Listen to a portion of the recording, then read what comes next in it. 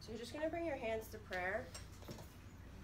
Good. And you're just going to breathe in, and you're going to notice, is there any tension in the arms anywhere? Any pain in the hands and the wrists? Just notice it. Kind of get a gauge for where you are this morning. The medication that you take is going to depend on your own body, right? Because some people have carpal tunnel in there. So you just want to go smoothly in and out, working it out now.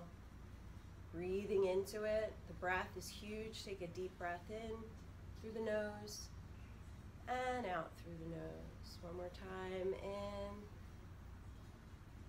Good. See if you can make a balance in your elbows. So you're not really up or you're not really down. Building the energy within the fingers. You have like a little ball of fire in between your fingers. So you're up on your fingertips and you're building that fire, and then you're releasing and softening it down. Good. It comes back up, building the fire in the fingertips, each one activated, and then it comes back down and releases and softens. Good. And then shake them out. Good. Come all the way up. Stretch it up. Feel the spine, the vertebrae, just sort of straightening out. Good. Come all the way up in the fingertips, and then relax the shoulder blades down in the back. So the shoulder blades are soft. There's really not a lot of stuff going on there. Good. Hands come back to prayer and come back down. Just roll your shoulder blades back. Feeling, is there any tension in there today? Is there anything left over from yesterday? Is there any worries that have lodged themselves in between? Good. And then rotate the other direction. Where's your breath? Noticing where the breath is. So release. Is your jaw tight? Release the jaw if it is. Don't clench. Breathe into that space, opening it. This is also your throat chakra, right? So you're talking a lot through this area. Good. Float it back to center. Drop it to the opposite side. Super important, our communication skills when we're behind the chair. So allowing this place to just sort of soften. Really important. Look up. We look down a lot. So often just to look up is an exercise. But you need to center every day because you're therapists in a sense, and that's what we're going to talk about today. We didn't go to school to be therapists. However, we are a therapist in the sense that people come in all day long, and for you younger guys, you're hearing your older stylists, and you're listening to these conversations that are happening. And I want you to notice it as a spectator. Like really pay attention to it. You are all amazing artists, and I love watching you develop.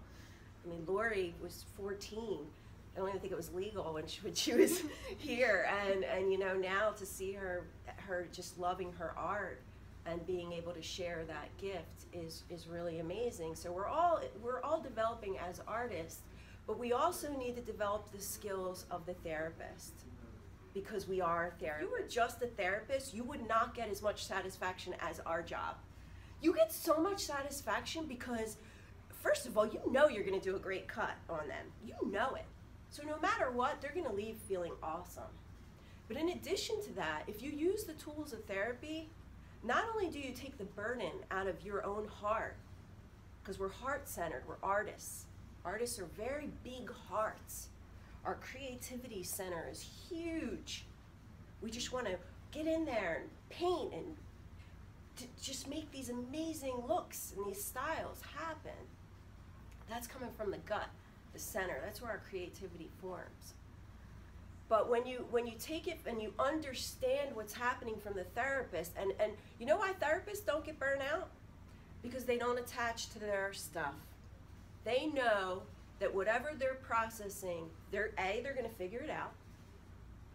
B, they're going to be supported in a lot of different ways. You're just one aspect. You're just supporting them and making them feel good about it. You know?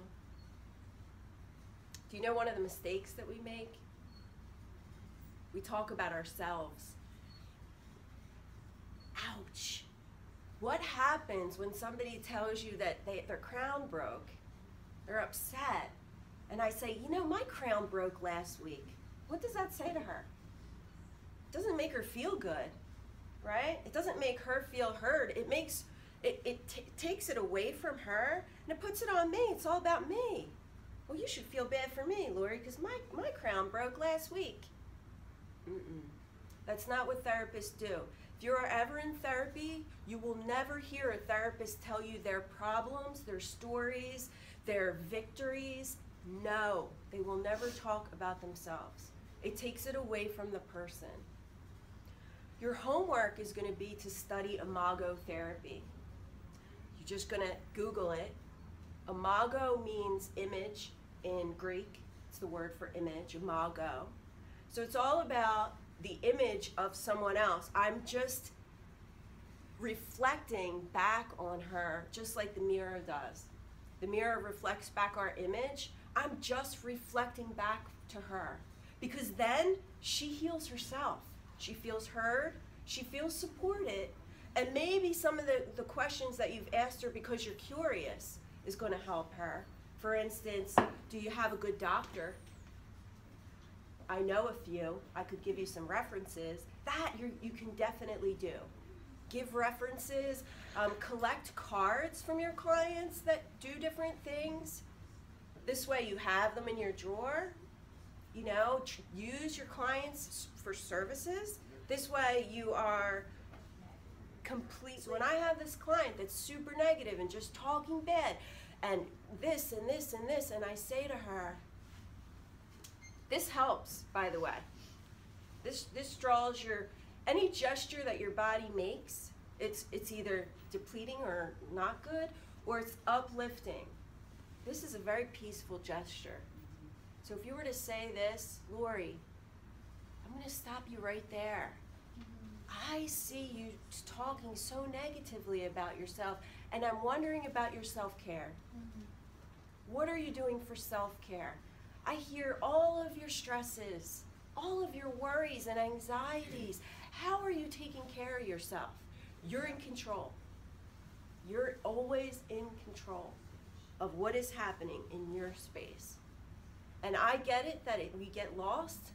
I understand that, because you're not understanding what's happening. We're not taught that. It's almost like a cry for help, right? Yeah. I mean, They just want to be loved. Yeah. They're just like, they're like that puppy that just is like, right? That won't stop. Yeah, pet me, pet me. And so you're gonna take that, and you're gonna understand that what virtue are they going at, and what virtue do they need? They probably need compassion, you know. But don't allow them to drive you down the negative train. When you hear the negative train, stop it with love and ask them a question. How is your self-care? It sounds to me like you're really doing all these things and they're really weighing on you, but let's talk about how you want to change it.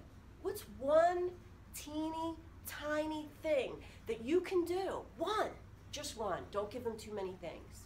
What is one thing that you can do today, this week, that's going to make you feel better? It's important for you to have your water at your station at all times. No ifs, ands, or buts. Keep a bottle or two in your station immediately. Hydrate before and after each client. It purifies your nervous system.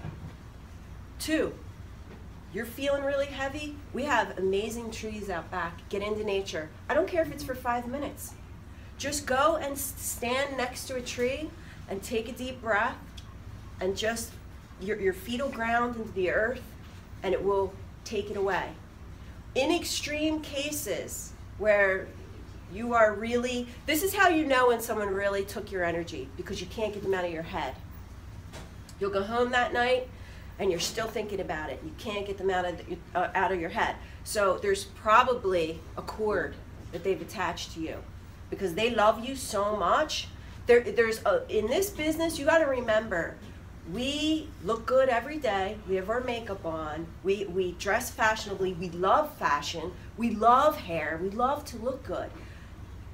When there are people that don't have that, we almost become like a superstar.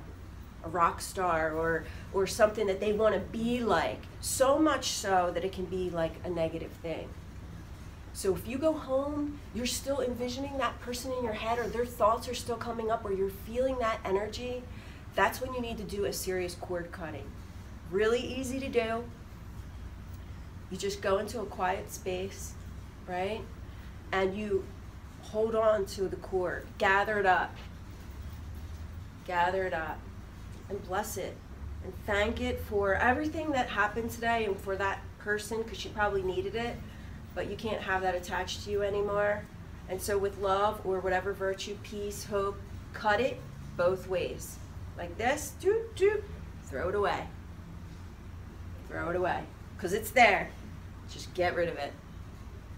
And you will immediately feel relief from it. I used to imagine burning it, so the flame traveled all the way from the person to you. That's a great visualization, letting the cord burn, yes. You have to remember though, the cord is like a rubber band. So if the intention isn't pure and loving, it snaps back at you. And it hurts. It hurts. So if you're burning it in one direction, it's going to burn back at you, and you might not want to go under the fire. You know, the power of our intentions and of our thoughts is super huge. Super huge. Conveying that to your clients is super huge. If you have somebody on the negative train and they're talking about something or whatever, you have to teach them that, you know, is there another way for you to think about that person? Is there another way to view that situation in a positive light?